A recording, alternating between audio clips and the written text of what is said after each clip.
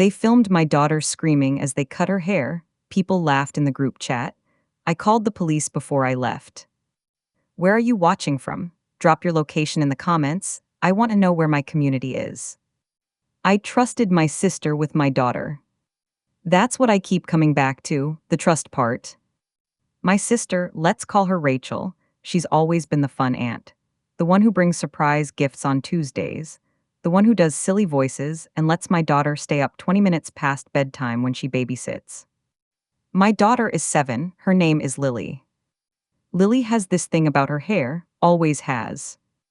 She's been growing it since she was 4, long, thick, dark brown curls that reach the middle of her back. She brushes it every morning while singing songs from whatever movie she's obsessed with that week. She plans her outfits around which hair clips she'll wear. It's not vanity, it's identity. She tells people her hair is her superpower. She wraps herself in it when she's nervous. She twirls the ends when she's thinking. I've taken photos of her every few months since she was born, and you can track her whole childhood through that hair. First curls at 18 months. First braid at 5. First time she did her own ponytail at 6. Rachel knows this, everyone knows this. We're close, my family, I mean. Sunday dinners, group chats that ping all day, holidays at my parents' house. Rachel lives 10 minutes away, she's over twice a week minimum. My parents adore her. She's the youngest, 31, and she's got this charisma that fills a room. People gravitate toward her. But there's always been something else. Rachel doesn't see boundaries the way other people do. 4 months earlier, we're at my parents' house for a barbecue. July, hot enough that everyone's sweating through their shirts. Rachel decides it's prank day. She replaces the sugar with salt. She puts cling film under the toilet seat. She hides everyone's phones and makes us find them with hot and cold clues. My dad laughs, my mom rolls her eyes but smiles. I find it exhausting. At one point, Rachel sneaks up behind Lily with a water balloon.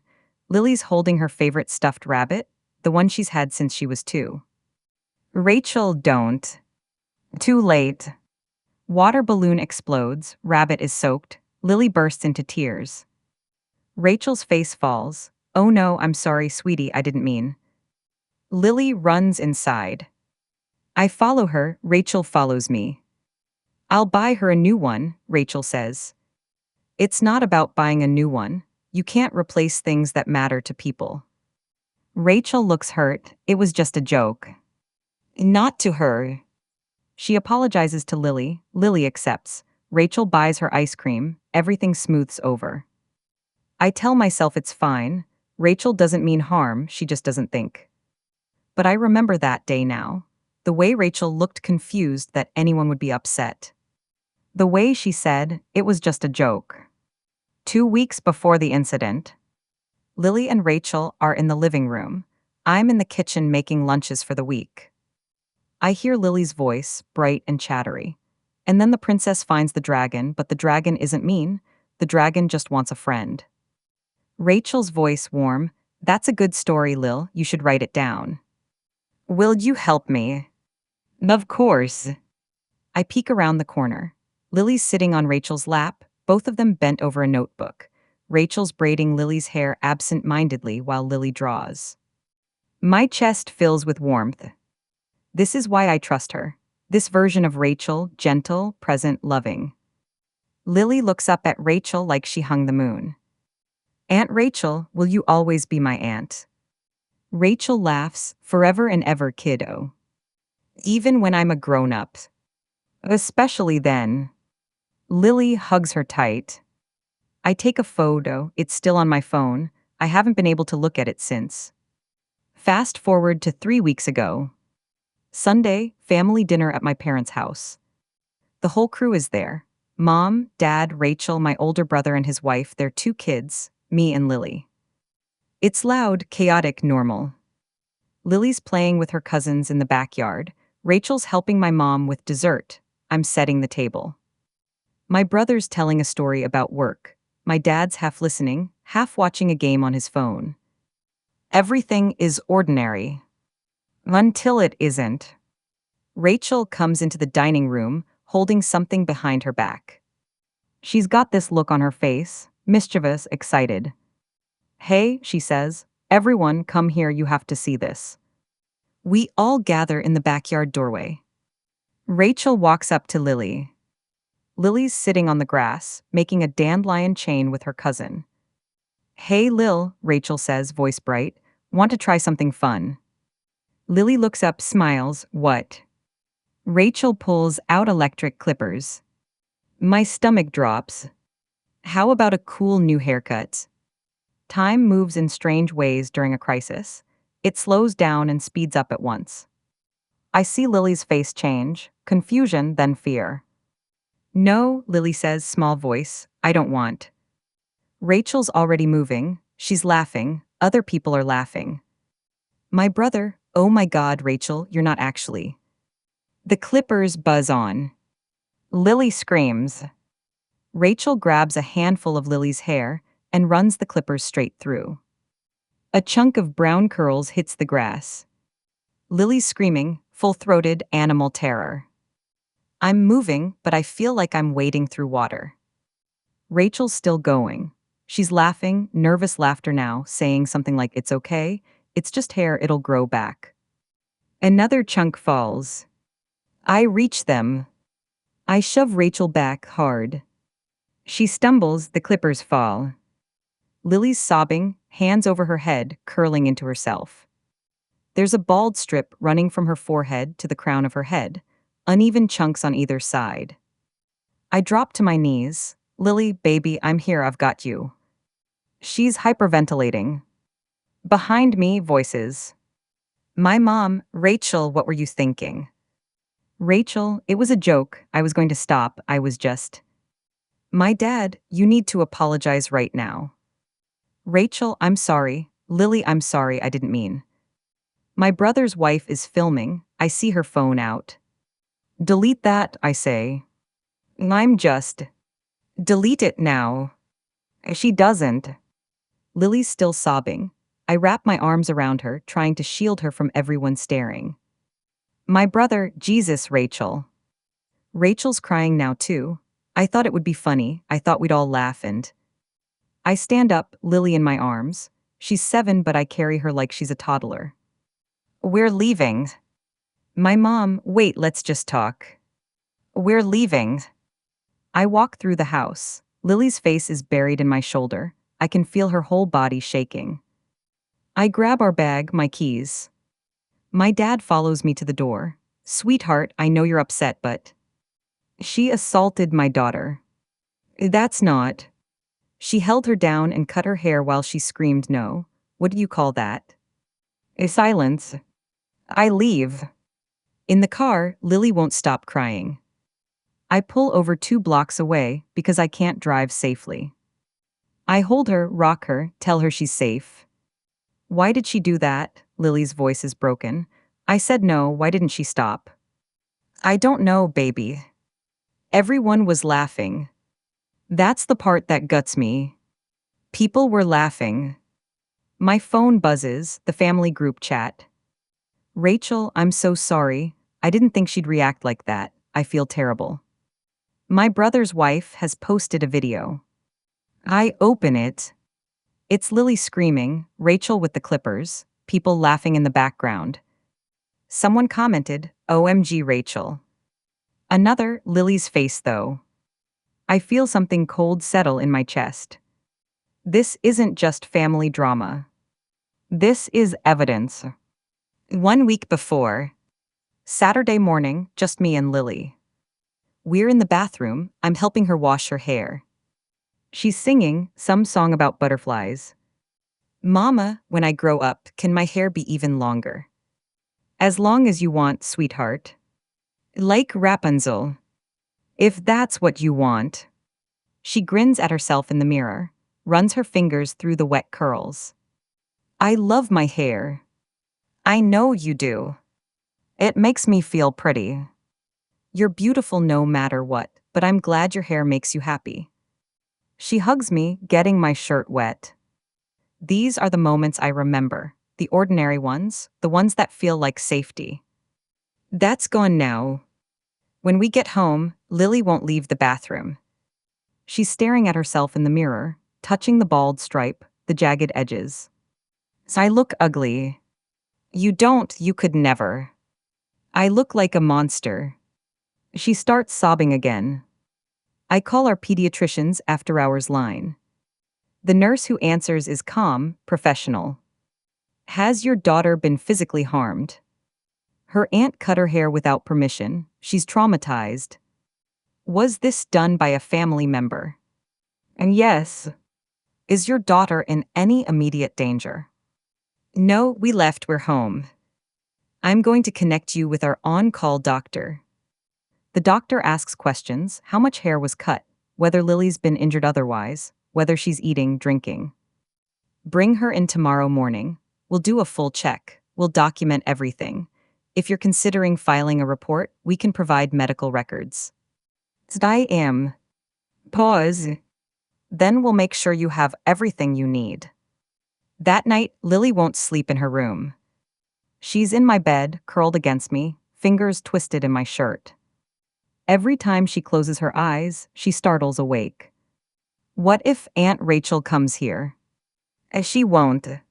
But what if she does? I won't let anyone hurt you, I promise. You promised I was safe at Grandma's house. That hits like a punch. She's right. I did promise that. My phone won't stop buzzing. Rachel, please call me, I need to explain. My mom, I think everyone needs to calm down. Rachel made a mistake, but she's family. My brother, this is insane. You're really going to blow up the family over a haircut?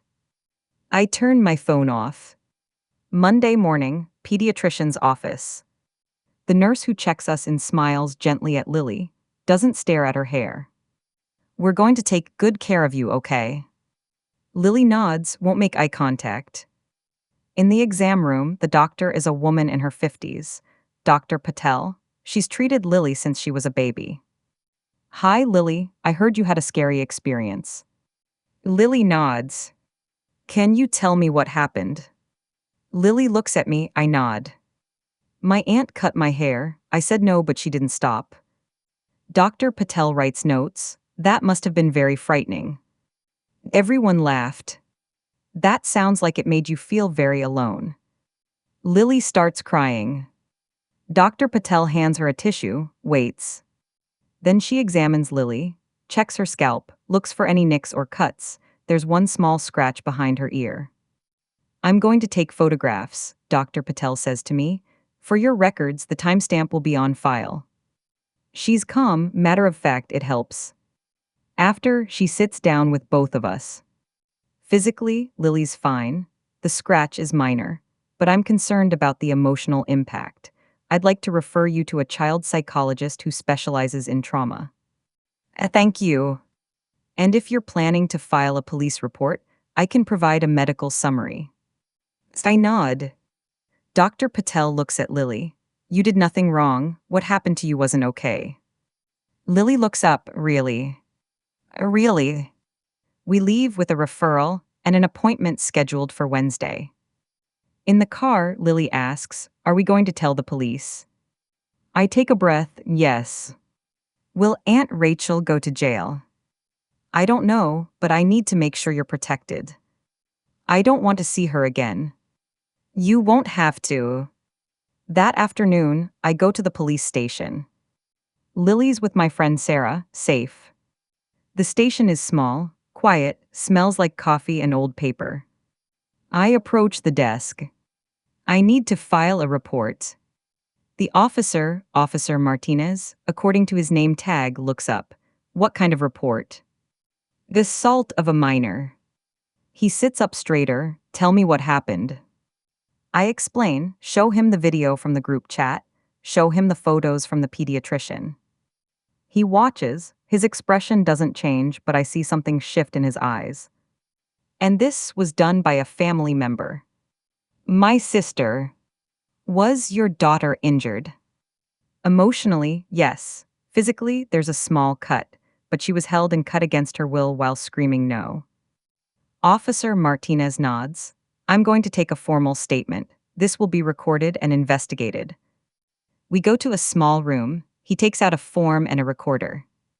This is Officer Martinez, badge number 4721, taking a statement from. He looks at me.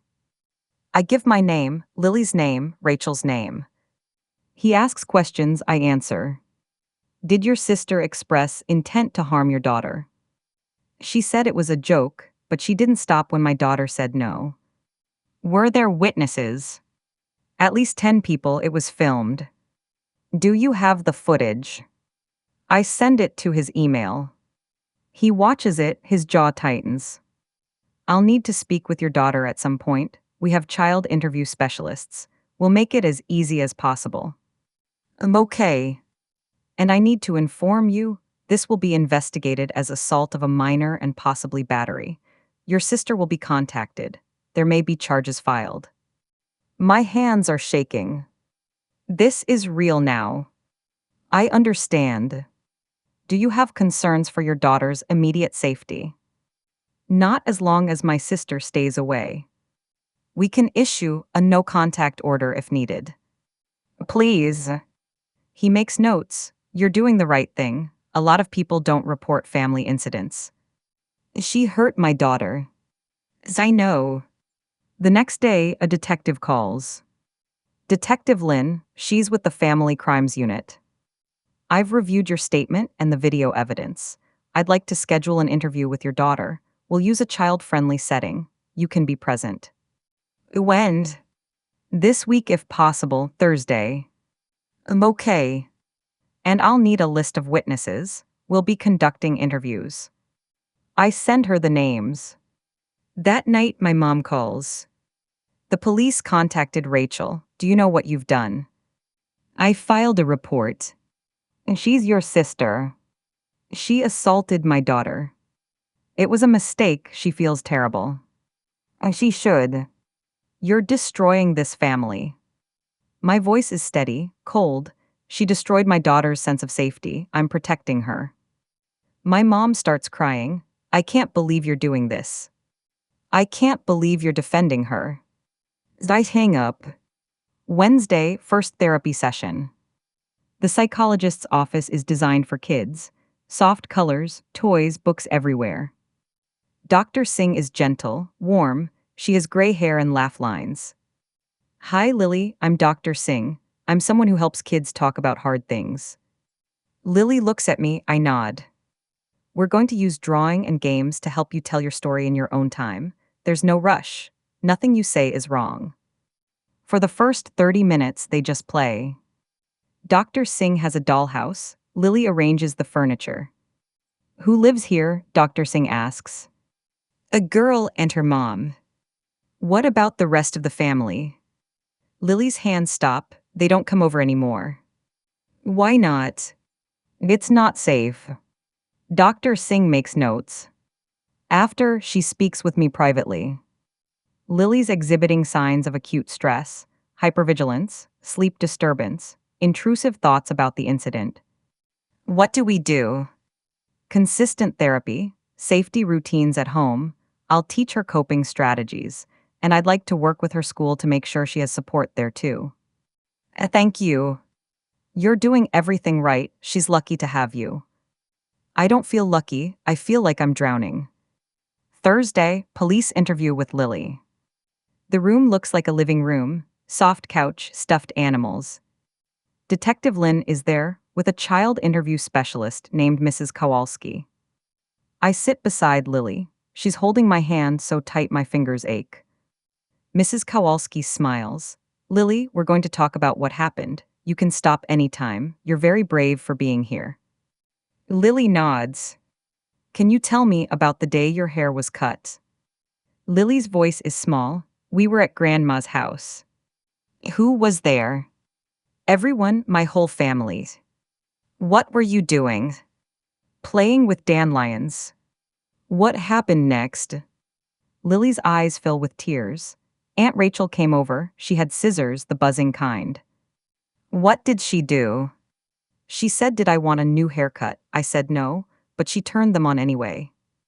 Did you try to stop her? I said no, I screamed, but she kept going. How did that make you feel? scared like nobody was listening to me. Mrs. Kowalski's voice stays gentle. Did anyone help you?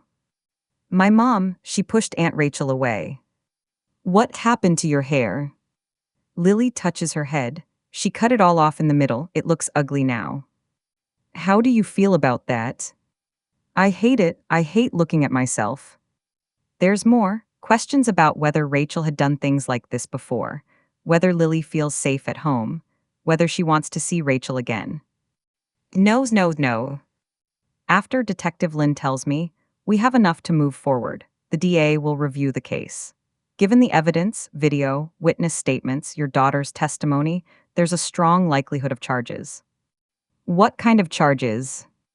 Assault and battery of a minor, possibly child endangerment. I feel numb. Friday, I get a call from Lily's school. The principal, Mrs. Chen, asks if I can come in.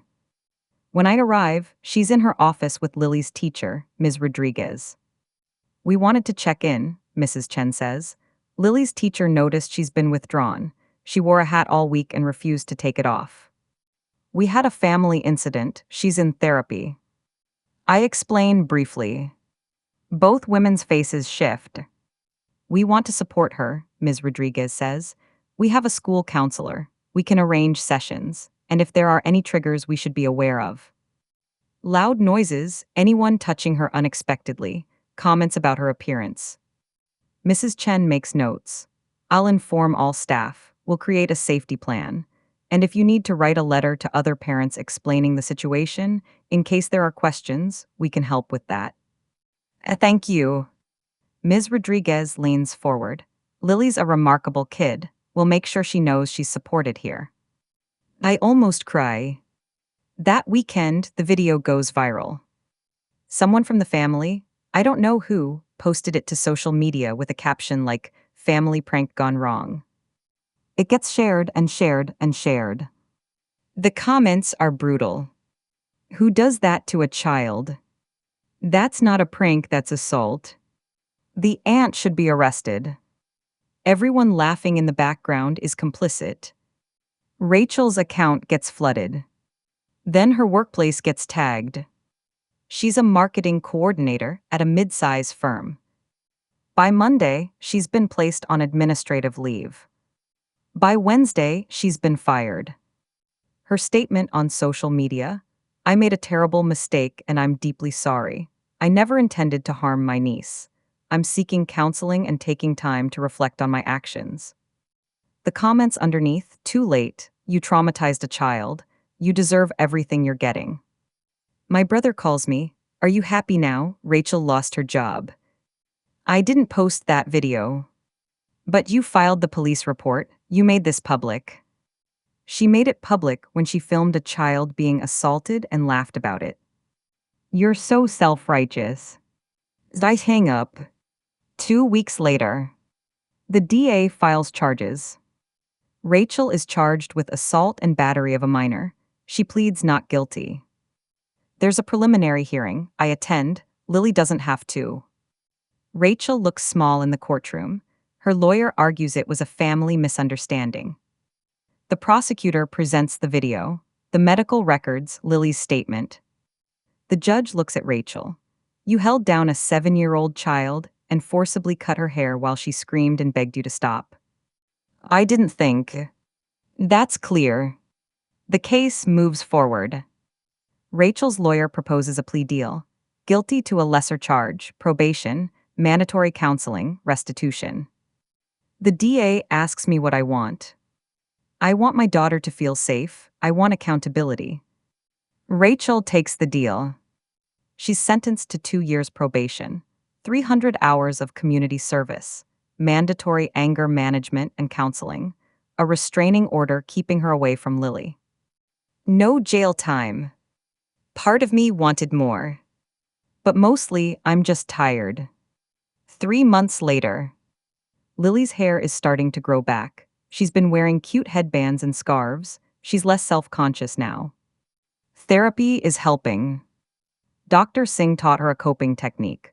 When she feels scared, she presses her thumb to each fingertip and names something she can see, hear, smell, taste, touch. She still has bad days. Last week, a kid at school made a comment about her hair. Lily came home in tears. But she's also having good days. Yesterday, she asked if she could invite a friend over. First time in months. The friend came, they played, they laughed. I watched from the kitchen and cried. The school community has been incredible. Parents organized a fundraiser for Lily's therapy costs. They raised $3,000. Teachers check in weekly. The school counselor has become someone Lily trusts. Ms. Rodriguez started a classroom project on consent and personal boundaries. Age appropriate, Lily participated. She said it made her feel powerful. At our last therapy session, Dr. Singh said, Lily's resilience is remarkable. She's processing trauma in healthy ways. You should be proud. I'm proud of her, always. You should be proud of yourself too. You protected her. You got her help. You held people accountable. I don't always feel proud. Some days I feel guilty for breaking up the family. But then I remember Lily's face that day, the terror, the betrayal. And I know I did the right thing. My parents and I aren't speaking. My brother sends occasional texts, but they're cold, formal. Rachel posts on social media sometimes, quotes about growth and second chances. I've blocked her. I heard through a mutual friend that she's in therapy, that she's working on boundaries and impulse control. Good. But that doesn't undo what she did. Lily and I went to a salon last month. A kind stylist named Angela worked with Lily to even out her hair. She used gentle language. Let Lily hold the scissors at one point. You're in charge here, Angela said. Nothing happens unless you say yes. Lily cried, but she also smiled. Her hair is short now, a pixie cut. Angela made it look intentional, stylish. I look different, Lily said, studying herself in the mirror. Do you like it? She thought about it. Yeah, I think I do. You look beautiful. I look strong. She does. Last week, Lily asked me, why did Aunt Rachel do that? We were sitting on the couch, quiet evening. I don't know, baby. I think she didn't understand how important your hair was to you, and she didn't listen when you said no.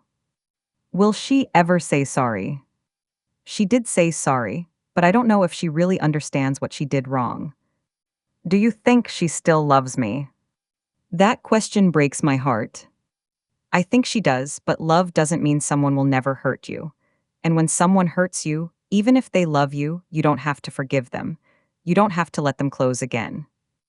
I don't want to see her. Then you won't. Never. Not until you're ready, and maybe not ever, that's your choice. She leans against me. I'm glad you're my mom. I'm glad you're my daughter. A few days ago, I got an email from a parenting support group. Someone saw the news coverage and wanted to share her story. Her sister had done something similar, cut her daughter's hair as a punishment. She'd felt alone, ashamed. She hadn't filed a report. She thanked me for going public, said it made her feel less crazy. I wrote back, connected her with resources, told her she wasn't alone. That's when it hit me. This isn't just about Lily and me. It's about every parent who's been told they're overreacting, every child who's been told it's just a joke. It's about boundaries, safety, consent, and the message that no one, not even family, gets to violate those things without consequences. What would you do if someone did that to your child? Tell me in the comments. Today, Lily came home from school with a drawing. She'd made it in art class. It's a picture of her and me. We're holding hands. She drew herself with short hair and a huge smile. At the top, she wrote, "Me and Mama, we are strong." I'm going to frame it. People ask me if I regret pressing charges. I don't. Rachel didn't just cut Lily's hair. She violated her body, her autonomy, her trust. And when Lily screamed no, Rachel kept going. That's not a joke. That's harm. And harm, especially harm to a child, demands accountability. We're rebuilding. Slowly, day by day. Lily's learning that her voice matters, that no means no, that she has people who will protect her. I'm learning to trust my instincts, to prioritize my daughter's safety over family loyalty. Some people call me vindictive, dramatic, unforgiving. I call myself a mother. Lily's hair is growing. So is her confidence. Last week, she looked in the mirror and said, I think I want to grow it long again. I'm okay. But I want it to be my choice this time. It will be. She smiled. That smile is everything. They thought it was a joke. My daughter thought it was the end of the world. We made it the start of her getting safe again. And that's not revenge. That's justice. Have you ever had to protect a child from family harm? Share your experience below. Subscribe for more stories about justice, healing, and protection.